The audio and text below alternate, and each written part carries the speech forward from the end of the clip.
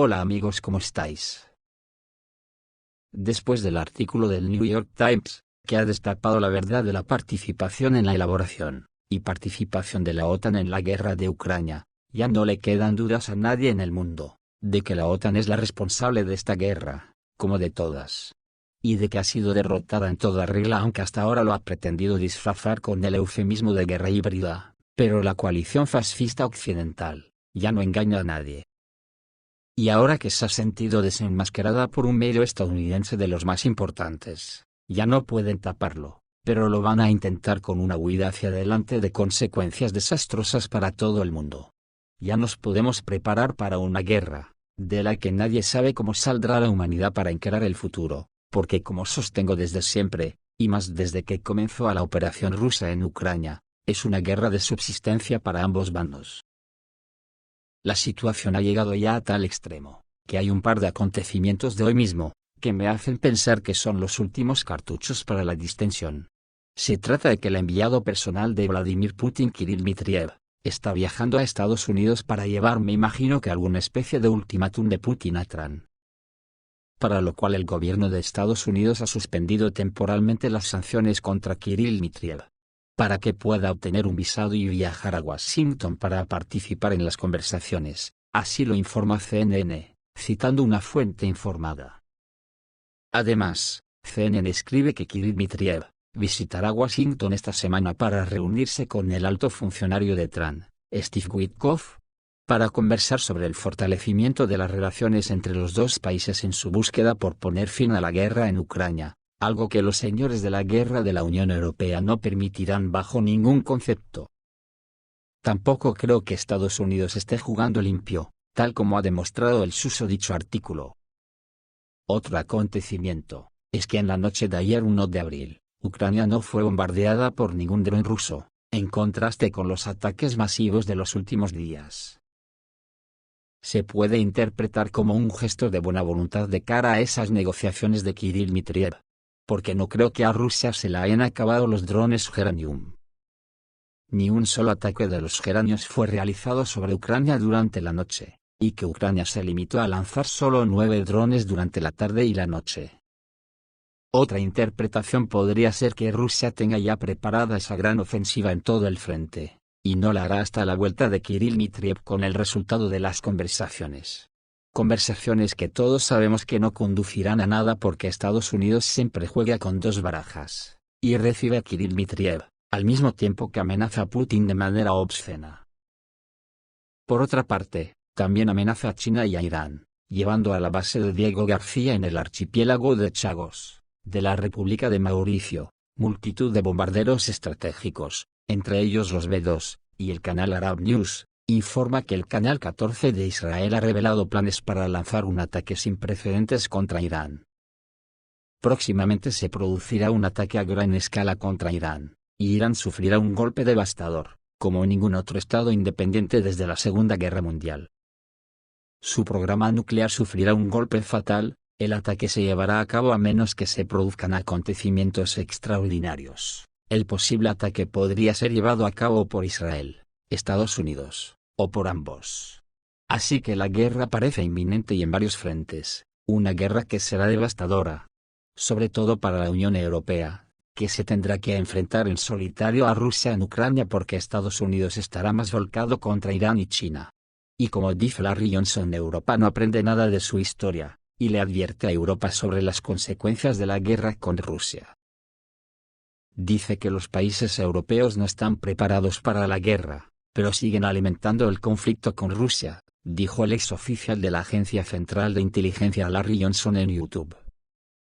Carecen de recursos, de base industrial y de poder militar, pero aún así quieren iniciar un conflicto con Rusia.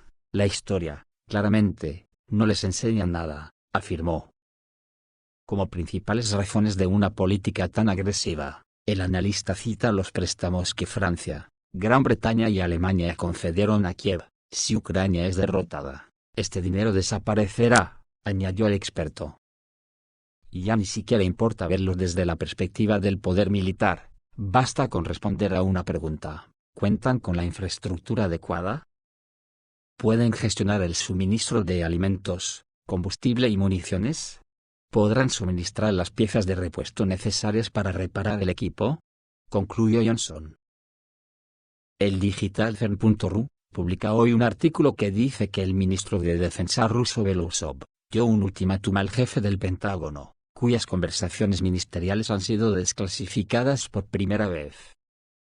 La investigación de los periodistas estadounidenses, que filtró detalles sobre cómo Estados Unidos terminó no solo siendo un bando, sino un participante directo en la guerra del lado de Kiev, está cada vez más repleta de nuevos detalles.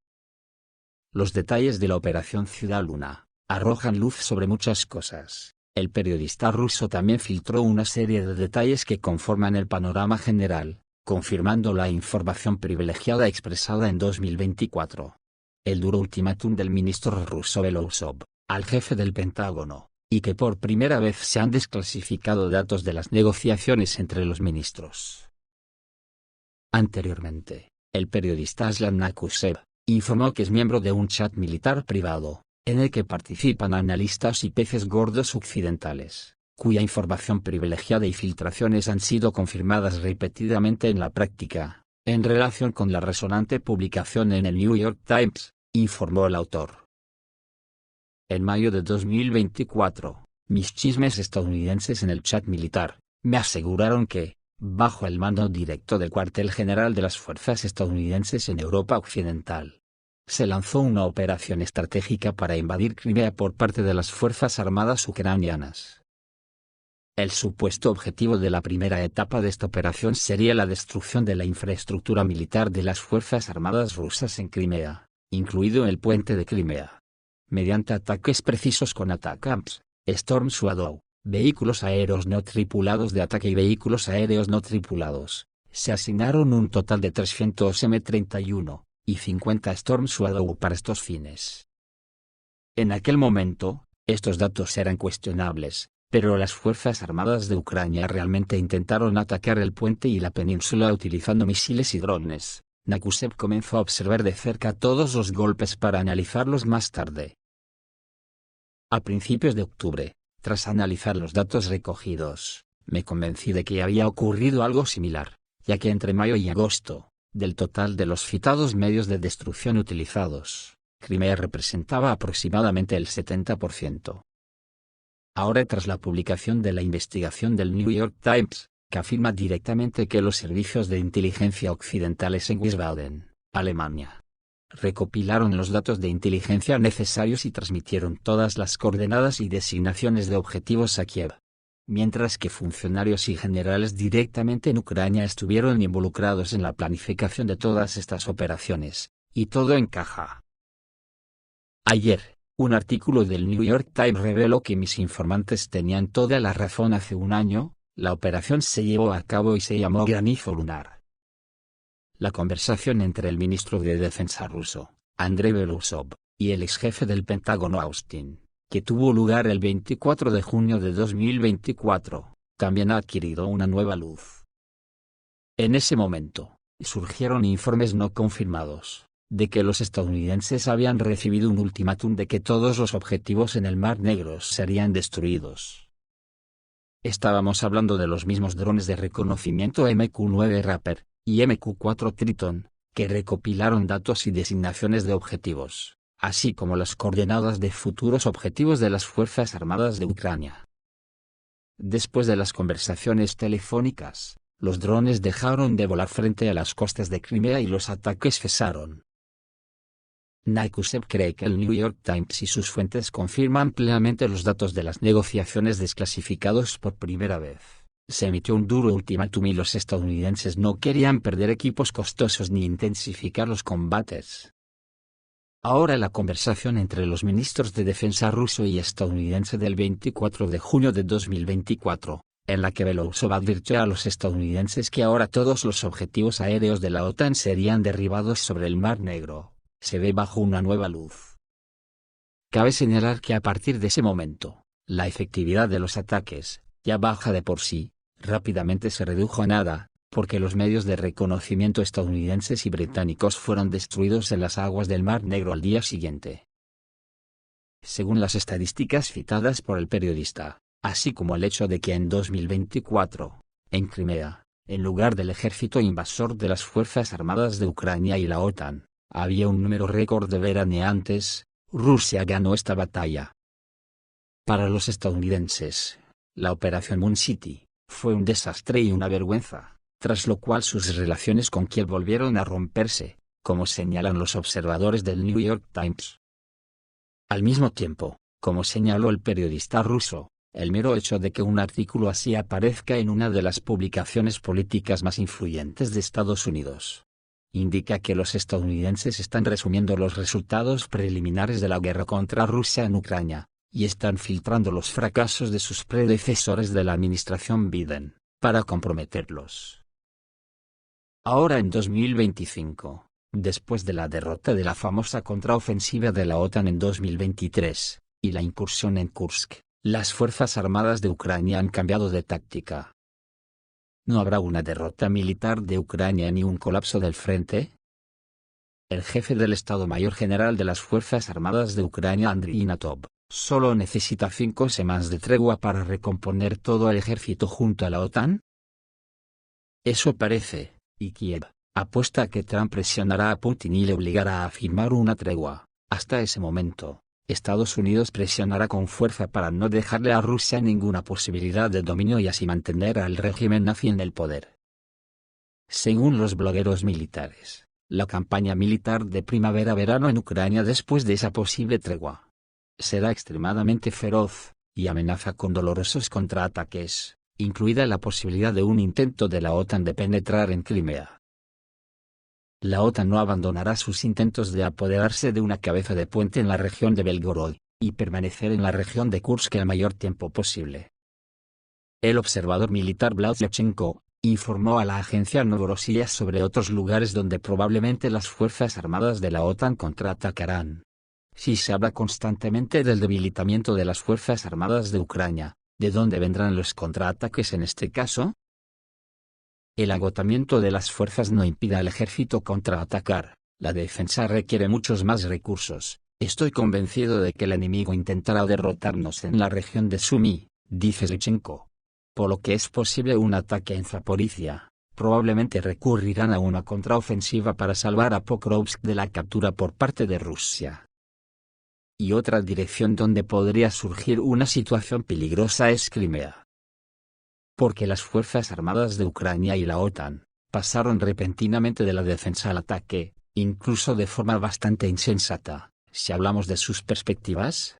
Por ejemplo, un intento suicida de capturar la región de Belgorod. Los analistas militares vinculan esto con la llegada de Andriy Natov al puesto de jefe del Estado Mayor General de las Fuerzas Armadas de Ucrania. En particular, el conocido experto militar y publicista Vladislav Surijin-Ramzay considera que de esta manera Natov intenta frenar la ofensiva rusa y ganar 5 o 6 semanas, ¿y que le aportará esto a la OTAN? Es evidente que tanto del propio Natov como el régimen de Kiev esperan que hacia el verano Trump presione a Rusia y le obligue a firmar una tregua para que no haya una derrota militar de Ucrania ni un colapso del frente.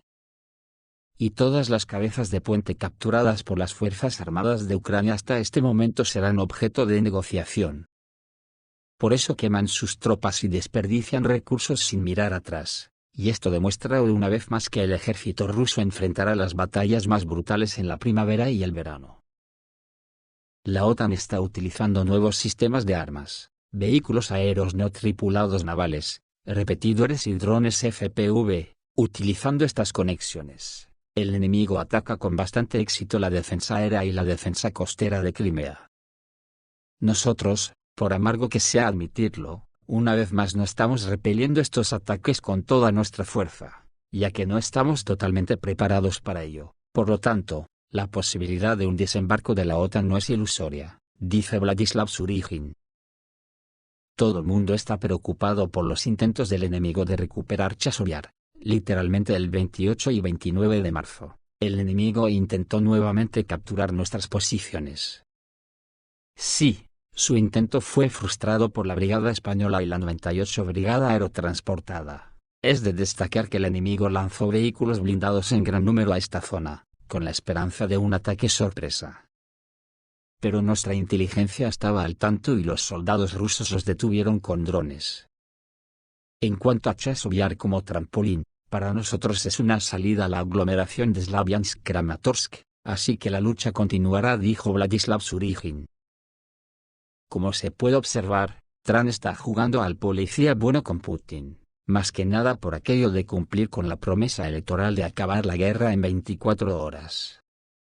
Pero en el fondo, ya tiene la intención de extender la guerra, a generalizada, cosa que se aprecia perfectamente viendo la acumulación de tropas de la OTAN acumuladas en Oriente Medio, la isla de Diego García, el genocidio de Gaza, y la precaria situación económica de Estados Unidos y la Unión Europea, y esto se ve en las ansias recaudadoras por las que impone aranceles, y quiere cerrar contratos de tierras raras, o de palillos de dientes, le da igual, con tal de que lleve beneficios a su paupérrima economía.